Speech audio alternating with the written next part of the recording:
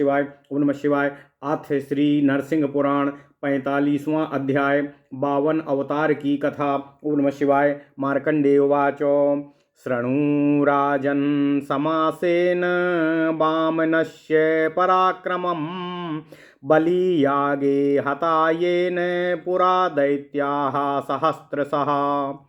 विरोचन् सुतः पूर्वं महाबलपराक्रमः त्रैलोक्यं बुभुजे जित्वा देवानिन्द्रपुरोगमान्।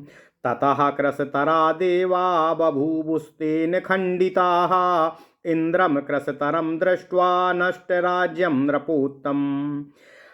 अतिर्देवमाताया सप्तप्त्या परमं तपः अदितिर्देवमाताया सा तत्परमं तपः तुष्टाववाग्भिरिष्टाभिः प्रणिपत्य जनार्दनं। ततः स्तुत्याभिः सन्तुष्टो देवदेवो जनार्दनः स्थित्वा तत्पुरुतो वाचोमुवाच मधुसूदनः।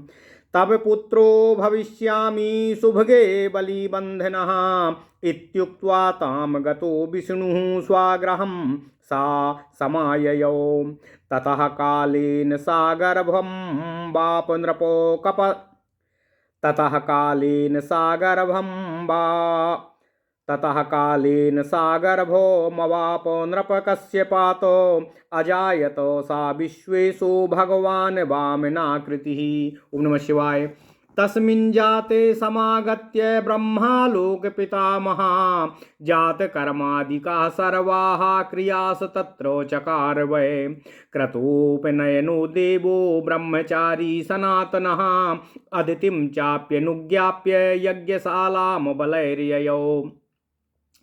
गच्छतः पादविक्षेपाच्चचालो सकला मही यज्ञभागान्न गृह्णान्ति दानवाश्च बलिर्मखातो। प्रशान्ताश्चग्न यस्तत्र ऋत्विजो मन्त्रयश्च्युताः विपरीतोमिदं दृष्ट्वा शुक्रमाः महाबलः। न गृह्णन्ति मुने कस्माद्धविर्भागं महासुरा कस्माच्च वहनया शान्ताः कस्माद् भूश्चलति द्विजः। क्षमा कीजिएगा। कस्माच्च मंत्रतो भ्रष्टा ऋत्विजः सकला अमी इत्युक्तो बलिना शुक्रो दानवेन्द्रो वचो ब्रवीतो। शुक्रवाच हे बले शृणु मे वाक्यं त्वया देवा निराकृता। हे बले शृणु मे वाक्यं त्वया देवा निराकृता। तेषां राज्यप्रदानाय आदित्यामच्युतो सुरां। देवदेवो जगद्योनि संजातो वामनाकृति सा त्वगच्छति ते यज्ञं तत्पादन्यासकम्पिताः। चलति यं मही सर्वा तेनाद्यासुरभूपते तत्सन्निधानाद् सुरा न गृह्णन्ति हविर्मखे। तवाग्नयोऽपि वै शान्ता वामनागमनाद्विभो ऋत्विजश्च नाभासन्ते होममन्त्रो बलेधुना। असुराणां श्रियो हन्ति सुराणां भूतिरुत्तमा इत्युक्ता सा बलि प्राह शुक्रमनीतिमतां वरम्। शृणु ब्रह्मन् वचो मे त्वामगते वामने मखे यन्मया चाद्य कर्तव्यं वामनस्यास्य धीमतः। तन्मे वद महाभागो त्वं हीनः परमो गुरुः। मार्कण्डेय उवाच इति संचोदिता शुक्रा सा राज्ञा बलिना नृपो। तमोवाच बलिं वाक्यं ममापि शृणु साम्प्रतं देवानामुपकाराय भवतां संक्षपाय। तमुवाच बलिं वाक्यं ममापि शृणु साम्प्रतं देवानामुपकाराय भवताय संक्षयाय च। सा नूनमायाति बले तव यज्ञेन संशयः आगते वामने देवे त्वया तस्य महात्मनः। ओम नमः शिवाय। ओम नमः शिवाय। ओम नमः शिवाय। ओम नमो भगवते वासुदेवाय। ओम देवकी सुत गोविंद वासुदेव जगतपति देहि मे तनियं कृष्ण त्वाम अहम शरणं गतः। प्रतिज्ञा नैव कर्तव्या ददाम्ये तत् तत्तवेत्ति वै इति श्रुत्वा वचस्तस्य बलिर्बलवतां वरः उवाच तां शुभां वाणीं शुक्रमात्मपुरोहितम् आगते वामने शुक्रो यज्ञे मे मधुसूदने नाशक्यते प्रतीख्यातुं दानं प्रति मया गुरो अन्येषामपि जन्तूनामित्युक्तं ते मयाधुना किं पुनर्वासुदेवस्य आगतस्य तु सारङ्गिणः त्वया विघ्नो न कर्तव्यो वामनेत्रागते द्विजः यद्यद्द्रव्यं प्रार्थयते तत्तद्द्रव्यं ददाम्यहं कृतार्थोऽहं मुनिश्रेष्ठो यद्यागच्छति वामनः इत्येवं वदतस्तस्य यज्ञशालां सा वामनः आगत्य प्रविवेशाथो प्रशासंसो बलिर्मखम् तं दृष्ट्वा सहसा राजन् राजा दैत्याधिपो बलिः उपचारेण सम्पूज्य वाक्यमेतदुवाचः यत् प्रार्थयसे मां त्वं देवदेवो धनादिकं तत् सर्वं तव दास्यामि मां याचस्वद्या यद्यत् प्रार्थयसे मां त्वं देवदेवो धनादिकं तत् सर्वं तव दास्यामि मां याचस्वाद्य वामनो इत्युक्तो वामनस्तत्र नृपेन्द्रो बलिना तदा याचयामास देवेशो भूमिर्देहि पदत्रयम् समाग्नि शरणार्थाय नामेऽर्थेऽस्ति प्रयोजनम् इत्युक्तो वामनेनाथो बलिः प्राह च वामनं पदत्रयेण चेत्राप्तिर्मया दत्तं पदत्रयम् एव मुक्ते तु बलिना वामनो बलिं ब्रवीतो। ओम नमः शिवाय। दीयताम मे करे तोयम यदि दत्तं पदत्रयम् इत्युक्तो देवदेवेनो तदात्र स्वयं बलिः। ओम नमः शिवाय। सजलं हेम कलशं गृहीत्वाथ भक्तितः यावत् स वामन करे तोयम दातुमुपस्थितः तावच्छुक्र कलशगो जलधारामिरुरोधः ततश्च वामनः क्रुद्धः पवित्राग्रेण सप्तमो उदके कलशद्वारी तच्छ्रुक्राक्षिमेवेधयत ततो व्यपगतः शुक्रो विद्धैर्काक्षो नरोत्तमां तोयधारा निपतिता वामनस्य करे पुनः अकरे निपतिते तोये वामनो बभ्रधे क्षणात् पादेनैकेन विक्रान्ता तेनैव सकला मही अंतरिक्षं द्वितीयेन धौस्तृतीयेन सप्तमम् अनेकान् दानवान् हत्वा हृत्वा त्रिभुवनं बले पुरन्दराय त्रैलोक्यं दत्त्वा बलिमुवाचः यस्मात्ते भक्तितो दत्तं तोयमद्य करे मम तस्मात्ते साम्प्रतं दत्तं पातालोतलमुत्तमम् तत्र गत्वा महाभागो भुङ्क्ष्वत्वं सम्प्रसादतो वैश्वस्तेऽन्तरेति ते पुनरिन्द्रो भविष्यसि प्रणम्य च ततो गत्वा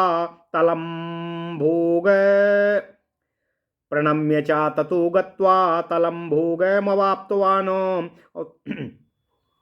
शुक्रोऽपि स्वर्गमारुह्य प्रसादाद्वामनस्य वै असमागतस्त्रिभुवनं राजं देवो समन्वितः यः स्मरेत् प्रातरुत्थाय वामनस्य कथामिमां सर्वपापविनिर्मुक्तो विष्णुलोके महीयते इत्थं पुरा वामनरूपमास्थितो हरिर्बलेर्हत्य जगत्त्रयं नृपो कृत्वा प्रसादं च दिवोकसाम्पतेर्दत्त्वा त्रिलोकं स ययौ महोदधिम्। ओम नमः शिवाय। ओम नमः शिवाय। ओम नमः शिवाय। ओम नमो भगवते वासुदेवाय। ओम देवकी सुत गोविंद वासुदेव जगतपते देहि मे तनियम कृष्ण त्वाम अहम शरणं गतः। अथ श्री नरसिंह पुराण 45वां अध्याय भगवान श्री हरि विष्णु के वामन अवतार की कथा। ओम नमः शिवाय। मार्कंडे जी बोले, हे राजन सहस्त्रानीक, जिन्होंने पूर्व काल में राजा बलि के यज्ञ में सहस्त्रों दैत्यों का संहार किया था, उन भगवान बावन का चरित्र मैं आपसे कह रहा हूँ, आप उसे संक्षेप में सुने। हे राजन, पहले की बात है, विरोचन का पुत्र बलि महान बल और पराक्रम से संपन्न हो इंद्र आदि समस्त देवताओं को जीतकर त्रिभुवन का राज्य भोग रहा था। हे नृपवर, उसके द्वारा खंडित हुए देवता लोग बहुत दुबले हो गए थे। राज्य नष्ट हो जाने पर इंद्र और अधिक क्रस्त हो गए थे और उन्हें इस दशा में देखकर देवमाता अदिति ने बहुत बड़ी तपस्या की। हे राजन, उन्होंने भगवान जनार्दन को प्रणाम करके अभीष्टवाणी द्वारा उनका स्तवन किया। अदिति की स्तुति से प्रसन्न हो देवाधिदेव मधुसूदन जनार्दन भगवान श्री हरि विष्णु उनके सम्मुख उपस्थित हो बोले, हे सौभाग्यशालिनी, मैं बलि को बांधने के लिए तुम्हारा पुत्र बनूंगा। उनसे यूं कहकर भगवान श्री हरि विष्णु अंतर्ध्यान हो गए और अदिति भी अपने घर की ओर प्रस्थान कर चलीं। मार्कंडेय जी कहते हैं, हे राजन सहस्त्रानीक, इसके बाद समय आने पर देवमाता अदिति ने कश्यप जी से गर्भ धारण किया। उस गर्भ से वामन रूप में साक्षात भगवान श्रीहरि जगन्नाथ विष्णु जी प्रकट हुए। वामन जी का अवतार होने पर लोक पितामह ब्रह्मा जी वहां आए। उन्होंने उनके जात कर्म आदि संपूर्ण समयोचित संस्कार संपन्न किए। उपनयन संस्कार के बाद वे सनातन भगवान ब्रह्मचारी होकर अदिति की आज्ञा ले राजा बलि की यज्ञशाला में गए। चलते समय उनके चरणों के आघात से पृथ्वी कांप उठी थी। दानवगण बलि के यज्ञ से हविष्य ग्रहण करने में असमर्थ हो गए थे। वहां की आग बुझ गई थी। ऋत्विकगण मंत्रोच्चारण में त्रुटि करने लगे थे। यह विपरीत कार्य देखकर महाबली बलि ने शुक्राचार्य से कहा, हे मुने, हे गुरुदेव, ये महान असुरगण यज्ञ का भाग क्यों ग्रहण नहीं कर पा रहे हैं? अग्नि क्यों शांत हो रही है? हे विप्रवर, यह पृथ्वी क्यों डगमगा रही है तथा ये संपूर्ण ऋत्विज मंत्रभ्रष्ट क्यों हो रहे हैं? बलि के इस प्रकार पूछने पर शुक्राचार्य ने उन दानवराज बलि से कहा। शुक्राचार्य बोले, हे असुरराज बलि, तुम मेरी बात सुनो। तुमने देवताओं को जीतकर उन्हें स्वर्ग से निकाल दिया है। उन्हें पुनः उनका राज्य देने के लिए जगत के उत्पत्ति स्थान देव देव भगवान श्री हरि विष्णु अदिति के गर्भ से वामन रूप में प्रकट हुए हैं। हे असुरराज, वे ही तुम्हारे यज्ञ में पधार रहे हैं। अतः उन्हीं के पाद विन्यास अर्थात पांव रखने से कंपित होकर यह सारी पृथ्वी आज हिल रही है तथा उन्हीं के निकट आ जाने के कारण असुरगण आज यज्ञ में हविष्य ग्रहण नहीं कर पा रहे हैं।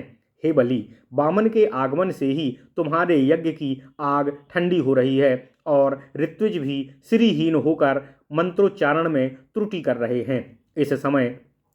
इस समय का होम मंत्र असुरों की संपत्ति को नष्ट कर रहा है और देवताओं का उत्तम वैभव बढ़ा रहा है। शुक्राचार्य जी बोले, हे बलि, शुक्राचार्य के इस प्रकार कहने पर बलि ने नीतिज्ञों में श्रेष्ठ शुक्राचार्य जी से कहा, हे ब्राह्मण, हे महाभाग, आप मेरी बात सुने। यज्ञ में श्री वामन जी के पधारने पर उन बुद्धिमान वामन जी के लिए मुझे क्या करना चाहिए वह हमें बताने की कृपा करें, क्योंकि आप मेरे परम गुरु हैं। मार्कंडेय जी बोले, हे राजन सहस्त्रनीक, राजा बलि के इस प्रकार पूछने पर शुक्राचार्य जी ने उनसे कहा, हे राजन, अब मेरी राय सुनो। हे बलि, वे देवताओं का हित करने और तुम लोगों का विनाश करने के लिए तुम्हारे यज्ञ में पधार रहे हैं, इसमें संदेह नहीं है। अतः जब भगवान वामन यहाँ आ जाएं, तब उन महात्मा के लिए ओम नमः शिवाय, ओम नमः शिवाय, मैं आपको यह वस्तु देता हूँ, यूं कहकर कुछ देने की प्रतिज्ञा मत करना। उनकी यह बात सुनकर बलवानों में श्रेष्ठ राजा बलि ने अपने पुरोहित शुक्राचार्य जी से यह सुंदर बात कही, हे गुरुदेव, हे शुक्रदेव, यज्ञ में मधुसूदन भगवान वामन के पधारने पर मैं उन्हें कुछ भी देने से इनकार नहीं कर सकता हूँ। अभी अभी मैं आपसे कह चुका हूँ कि दूसरे प्राणी भी यदि मुझसे याचना करेंगे तो मैं उन्हें वह वस्तु देने से कभी भी इनकार नहीं कर सकता। फिर सारंग धनुषधारी भगवान श्रीहरि वासुदेव साक्षात भगवान विष्णुदेव मेरे यज्ञ में पधारें और मैं उनकी मुँह मांगी वस्तु उन्हें दान देने से इनकार कर दूं, यह कैसे संभव है? हे ब्राह्मण देव, यहाँ भगवान वामन के पदार्पण करने पर आप उनके कार्य में विघ्न न डालिएगा। वे जो जो द्रव्य मांगेंगे वही वही मैं उन्हें प्रदान करूंगा।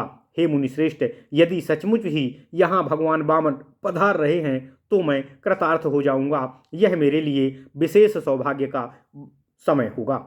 राजा बलि जब इस प्रकार कह रहे थे, उसी समय वामन जी ने आकर यज्ञशाला में प्रवेश किया और वे उनके उस यज्ञ की प्रशंसा करने लगे। हे राजन, उन्हें देखकर ही दैत्याधिपति राजा बलि ने सहसा उठकर पूजन सामग्रियों से उनकी विशेष पूजा की। फिर इस प्रकार कहा, हे देवदेव, आप धन आदि जो जो वस्तु मांगेंगे वह सब मैं आपको सहर्ष प्रदान करूंगा। इसलिए हे प्रभु, आज आप मुझसे याचना करने की कृपा कीजिए। मार्कंडे जी कहते हैं, हे राजा सहस्त्रनीक, हे नृपेंद्र, बलि के यूं कहने पर उस समय देव देवेश्वर भगवान श्री हरि विष्णु स्वरूपी वामन जी ने उनसे यही याचना की कि मुझे अग्निशाला के लिए केवल 3 पग भूमि प्रदान कीजिए, मुझे धन की आवश्यकता नहीं है। भगवान वामन के यूं कहने पर बलि ने उनसे कहा, यदि 3 पग भूमि से ही आपको संतोष है तो 3 पग भूमि मैं आपको प्रदान करता हूँ। बलि के द्वारा यूं कहे जाने पर भगवान वामन उनसे बोले, यदि आपने मुझे 3 पग भूमि दे ही दी है तो मेरे हाथ में संकल्प जल दीजिए। कहते हैं, उस समय वहाँ देवदेव भगवान वामन जी इस प्रकार आज्ञा देने पर स्वयं राजा बलि जल से भरे हुए स्वर्ण कलश को लेकर भक्तिपूर्वक खड़े हो गए और ज्यों ही वामन जी के हाथ में जल देने को उद्यत हुए, त्यों ही शुक्राचार्य ने योग बल से कलश में घुसकर गिरती हुई जलधारा को रोक दिया। हे नृपसत्तम, तब वामन जी ने क्रुद्ध होकर पवित्र कुश के अग्रभाग से कलश के छेद में जल निकलने के मार्ग पर स्थित हुए शुक्राचार्य जी की एक आंख छेद डाली। हे नरोत्तम, एक आंख छिद जाने पर शुक्राचार्य उसमें से बाहर निकल भाग गए। ओम नमः शिवाय। तत्पश्चात वामन जी के हाथ में जल की धारा गिरी। हाथ पर जल पड़ते ही वामन जी क्षण भर ही बहुत बड़े हो गए। हे सत्तम, उन्होंने एक पग से यह संपूर्ण पृथ्वी नाप ली, द्वितीय पग से अंतरिक्ष लोक तथा तृतीय पग से स्वर्गलोक को आक्रांत कर लिया। फिर अनेक दानवों का संहार करके बलि से त्रिभुवन का राज्य छीन लिया और यह त्रिलोकी इंद्र को अर्पित कर पुनः बलि से कहा, तुमने भक्तिपूर्वक आज मेरे हाथ में संकल्प का जल अर्पित किया है, इसलिए इस समय मैंने तुम्हें उत्तम पाताल लोक का राज्य प्रदान किया है। हे महाभाग, वहां जाकर तुम मेरे प्रसाद से राज्य भोग का भोग करो। वैवस्वत मनवंतर व्यतीत हो जाने पर तुम पुनः इंद्रपद पर प्रतिष्ठित होगे। तब बलि ने भगवान को प्रणाम करके पाताल तल में जाकर वहां उत्तम भोगों का भोग प्राप्त किया। हे राजन, हे सहस्त्रानीक, हे नृपश्रेष्ठ, शुक्राचार्य ही भगवान वामन की कृपा से त्रिभुवन की राजधानी स्वर्ग में आकर सब देवताओं के साथ सुखपूर्वक रहने लगे। जो मनुष्य प्रातः काल उठकर भगवान वामन की इस कथा का स्मरण करता है वह सब पापों से मुक्त होकर भगवान श्री हरि विष्णु जी के लोक में प्रतिष्ठित होता है। हे नृप, हे सहस्त्रानीक, इस प्रकार पूर्व काल में भगवान श्रीहरि विष्णु ने वामन रूप धारण कर त्रिभुवन का राज्य बलि से लिया और उसे कृपापूर्वक देवराज इंद्र को अर्पित कर दिया। तत्पश्चात वे क्षीर सागर में प्रस्थान कर गए। ओम नमः शिवाय। इति श्री नरसिंह पुराणे वामन प्रादुर्भावो पंचचत्वारिंशोऽध्यायः। इति श्री नरसिंह पुराणे वामन प्रादुर्भावे पंचचत्वारिंशोऽध्यायः। इस प्रकार श्री नरसिंह पुराण में वामन अवतार विषयक 45वां अध्याय पूर्ण हुआ। ओम नमः शिवाय, ओम नमः शिवाय, ओम नमः शिवाय। ओम नमो भगवते वासुदेवाय। ओम देवकी सुत गोविंद वासुदेव जगतपते देहि मे तनियम कृष्ण त्वाम अहम शरणम गतः।